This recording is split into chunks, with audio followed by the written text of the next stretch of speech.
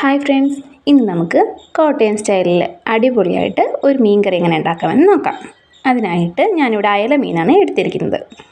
ആദ്യമായിട്ട് നമ്മുടെ മീൻ കറിക്ക് ആവശ്യമായിട്ടുള്ള കുടംപുളി നല്ല തിളച്ച വെള്ളത്തിലിട്ട് വയ്ക്കാം. ഞാനൊരു 3 കഷ്ണം കുടംപുളിയാണ് എടുത്തിരിക്കുന്നത്.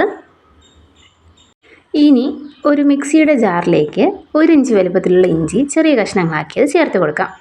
ഒരു 8 അല്ലി വെളുത്തുള്ളിയും കൂടി ചേർത്ത് കൊടുക്കാം. ഇനി നമ്മൾ ചേർത്ത് കൊടുക്കേണ്ടത് ഒരു 8 ചെറിയ ഉള്ളിയാണ്. ഇനി ഇതെല്ലാം നന്നായിട്ടൊന്ന് ക്രഷ് ചെയ്തെടുക്കണം. ഈ ഒരു പരുവത്തിന് ഒരുപാട് അരഞ്ഞു പോകാതെ നന്നായിട്ടൊന്ന് ക്രഷ് ചെയ്തെടുത്ത് മാറ്റി വയ്ക്കാം. മീൻകറി ഉണ്ടാക്കാനായിട്ട് മൺചട്ടി തന്നെ എടുക്കാനായിട്ട് ശ്രദ്ധിക്കണം.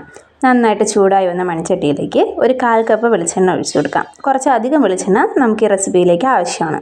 നന്നായിട്ട് ചൂടായി വരുമ്പോഴത്തേക്കും അതിലേക്ക് 1 ടീസ്പൂൺ കടുക് ചേർത്ത് കൊടുക്കാം. കടുകെല്ലാം തന്നെ നന്നായിട്ട് പൊട്ടിയതിന് ശേഷം നമുക്ക് ക്രഷ് ചെയ്ത് വെച്ചിരിക്കുന്ന ഇഞ്ചി, വെളുത്തുള്ളി, ചെറിയ ഉള്ളിക്കൂട്ട് ചേർത്ത് കൊടുക്കാം. ഈ മീൻ കറിയിൽ നമ്മൾ പച്ചമുളകോ തക്കാളിയോ ഒന്നും തന്നെ ചേർക്കുന്നില്ലാത്തത് കൊണ്ട് കുറച്ചധികം ക്വാണ്ടിറ്റിയിൽ വയ്ക്കുകയാണെന്നുണ്ടെങ്കിൽ 2 ദിവസം വരെ കേടുകൂടാതെ സൂക്ഷിക്കാൻ പറ്റും. മാത്രമല്ല പിറ്റേ ദിവസം എടുക്കുമ്പോഴത്തേക്കാണ് ഈ കറിയുടെ ശരിക്കുള്ള രുചി അറിയാൻ പറ്റുന്നത്. നമ്മുടെ ചെറിയ ഉള്ളിയൊന്നും അധികം ഒന്നും മൂത്ത് പോകണ്ട. ചെറുതായിട്ടൊന്ന് ചൂടായി നിറം മാറി വരുമ്പോഴത്തേക്കും നമുക്കിതിലേക്ക് കറിവേപ്പില ചേർത്ത് കൊടുക്കാം. കറിവേപ്പിലയും കൂടി നന്നായിട്ടൊന്ന് മൂപ്പിച്ചെടുക്കാം. നന്നായിട്ട് മൂത്ത് വരുമ്പോഴത്തേക്കും നമുക്കിതിലേക്ക് ആവശ്യമായിട്ടുള്ള പൊടികളാണ് ഇനി ചേർത്ത് കൊടുക്കേണ്ടത്. ആദ്യമായിട്ട് ഒരു 1/2 ടീസ്പൂൺ മഞ്ഞൾപ്പൊടി ചേർത്ത് കൊടുക്കാം.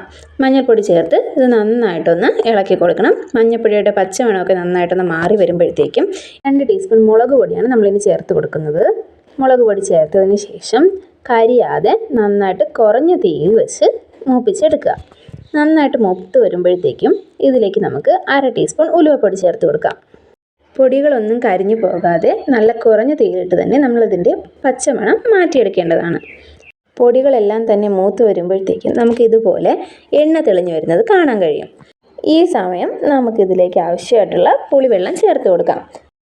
കുടംപുളി കുതിരാനായിട്ട് വെച്ചിരുന്ന അതേ വെള്ളത്തോട് തന്നെയാണ് നമ്മളിവിടെ ചേർത്ത് കൊടുത്തത്. ഇത് നന്നായിട്ട് മിക്സ് ചെയ്ത് പാകത്തിനുള്ള ഉപ്പ് ചേർത്ത് കൊടുക്കാം. 1 ടീസ്പൂൺ ഉപ്പാണ് ഞാനിവിടെ ചേർത്തിരിക്കുന്നത്.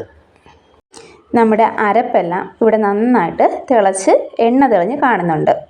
ഇതിലേക്ക് ആവശ്യമായിട്ടുള്ള 1/2 കപ്പ് തിളച്ചുകൊണ്ടിരിക്കുന്ന വെള്ളമാണ് നമ്മളിവിടെ ചേർത്ത് കൊടുക്കുന്നത്. അരപ്പെല്ലാം നന്നായിട്ട് വെട്ടി തിളച്ച് തുടങ്ങുമ്പോൾ നമുക്കിതിലേക്ക് ആവശ്യമായിട്ടുള്ള മീൻ കഷ്ണങ്ങളെല്ലാം ചേർത്ത് കൊടുക്കാം.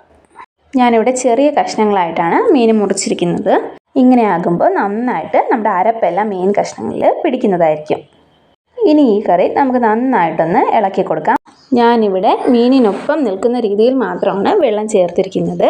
മീൻ ഓവർ കുക്കാവാതിരിക്കാനാണ് ഇങ്ങനെ ചേർത്തിരിക്കുന്നത്.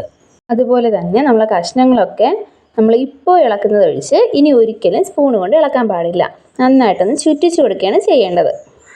കറിയുടെ തിളച്ച് തുടങ്ങുമ്പോൾ നമുക്കിതൊന്ന് അടച്ചു വെച്ച് വേവിക്കാം. ഇടയ്ക്കിടയ്ക്ക് ഇങ്ങനെ ഒന്ന് തുറന്ന് ചുറ്റിച്ചു കൊടുക്കാനും മറന്നു പോകരുത്. നമ്മുടെ നല്ല ടേസ്റ്റി ആയിട്ടുള്ള കോട്ടയം സ്റ്റൈൽ മീൻ കറി ഇവിടെ റെഡിയായി കഴിഞ്ഞിരിക്കുകയാണ്.